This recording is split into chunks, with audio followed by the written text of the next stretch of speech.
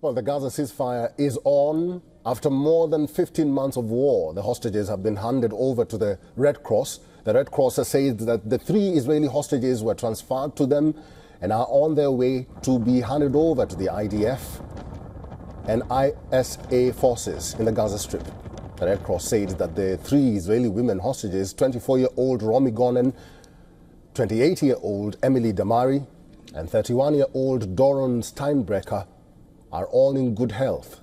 The Israeli Prime Minister's office has confirmed that 4 other hostages will be released in 7 days. Israel is freeing 90 Palestinian prisoners. Celebrations have begun across Gaza. Hundreds thronged the streets to celebrate the historic day.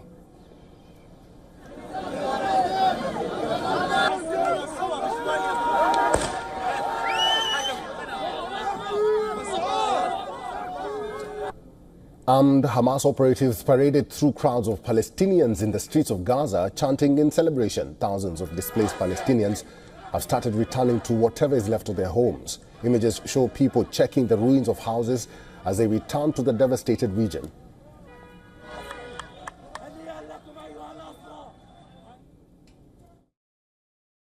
ما توقعناش نكون كل هذا الدمار في رفح.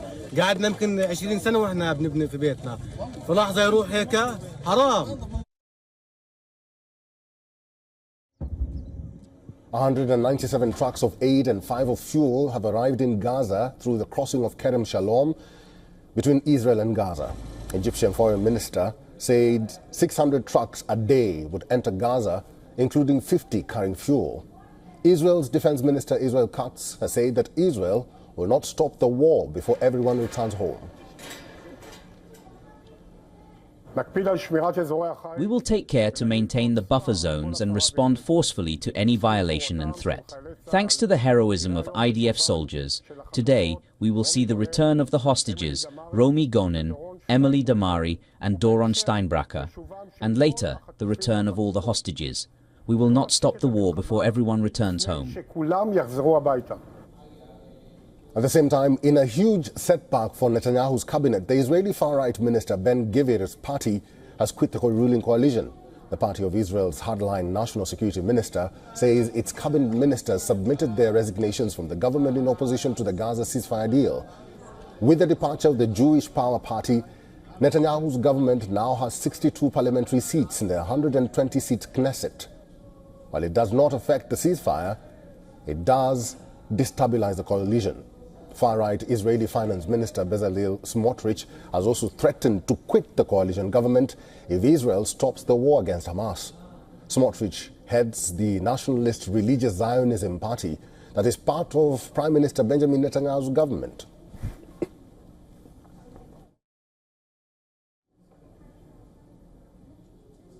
Dr. Aza Radwan Sedki is a political analyst and author, and she's now joining us live from Cairo, Egypt. Dr. Aza, good to see you, and thank you very much for making time for us.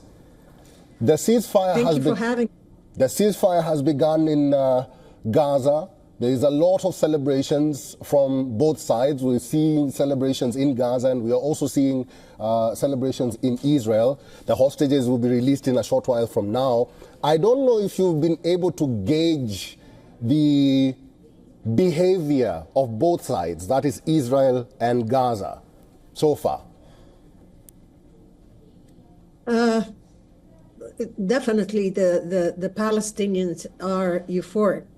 They've suffered so much for 15 months. They have been bombed and starved, so they have every right to celebrate. The Israelis also have a right to celebrate. It's a good opportunity for everyone to celebrate. My fear isn't that. My fear is it going to last? Right. Will things continue? Will phase 2 take place? Or even phase 3? So I'm worried. I'm doubtful that things will continue. It sounds too good to be true. I mean, for the Israelis to leave Gaza in peace and let it go, and we talk about rebuilding, it sounds too good to be true. To me, that's the fear. Let me add some wax or a spanner into the wax here, because we had a few statements from including the foreign secretary or the foreign minister of Israel, who says that the war is not over. He says that Exactly. Israel will maintain its objective of winning the war.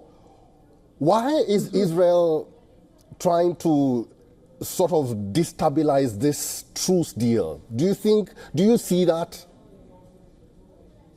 Oh, I think it's a piecemeal thing. It is one way to appease incoming President Trump.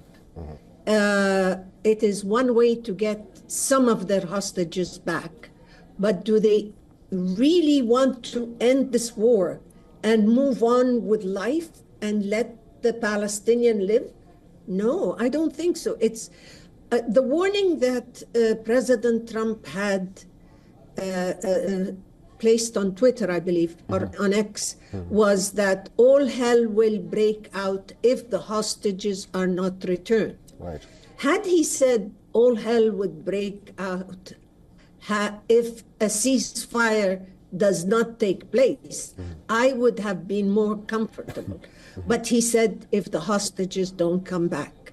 So now the hostages are coming back to appease, for once, the United States. They haven't been able to appease President Biden or anyone else. So I'm worried. I'm still worried. Right. I'm happy today that I can see that there is some sort of celebration. Yes, I am happy for that, but I'm really worried at the same time. All right.